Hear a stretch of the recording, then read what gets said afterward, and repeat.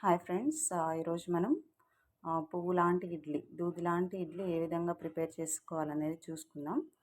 దీనికోసం మనం మినపప్పుని ఒక 4 to 5 అవర్స్ నానబెట్టాలి. నేనైతే ఓవర్ నైట్ నానబెట్టాను. సో నానబెట్టిన తర్వాత ఇది గ్రైండ్ చేసుకుంటున్నాము.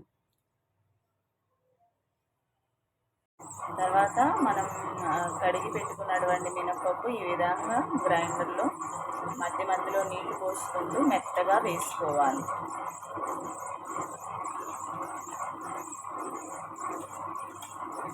ఇప్పుడు మనం ఇడ్లీ రవ్వ అనేది దీంట్లో ఉన్న వాటర్ వంపేసుకొని మనం మినప్పిండిని దీంట్లో కలపాలి.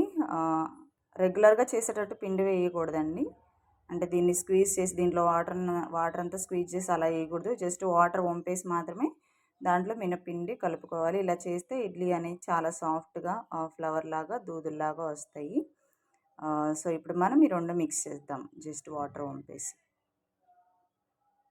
ఇప్పుడు ఆ మిశ్రమాన్ని బాగా కలిపి ఇలా బౌల్స్లో కలెక్ట్ చేసి ఫ్రిడ్జ్లో స్టోర్ చేసుకోవాలి. మనకి ఎంత కావాలో అంత బయట పులివి పెట్టుకోవడానికి పెట్టుకొని ఇడ్లీ వేసుకోవాలి. ఇడ్లీ అయితే చాలా సాఫ్ట్గా దూదిలాగా పువ్వులాగా మెత్తగా వస్తాయి.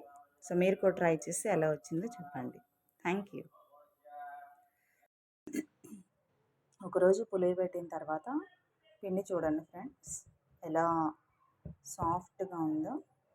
సో దీంట్లో మనం సాల్ట్ యాడ్ చేసుకొని ఇడ్లీ వేసుకోవాలి. చూద్దాం ఇడ్లీ ఎలా వస్తాయో.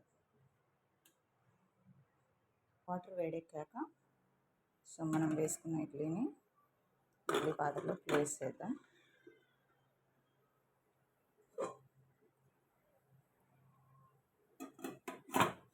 మీడియం టు హై ఫ్లేమ్లో ఒక 10 minutes ఉడికితే చాలండి.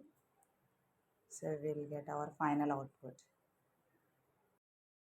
ఫైనల్ అవుట్పుట్ ఫ్రెండ్స్ చూడండి, ఎంత పువ్వులాగా, ఎంత మెత్తగా, ఒక కాటన్ లాగా ఎంత స్మూత్గా ఉన్నాయో చూడండి.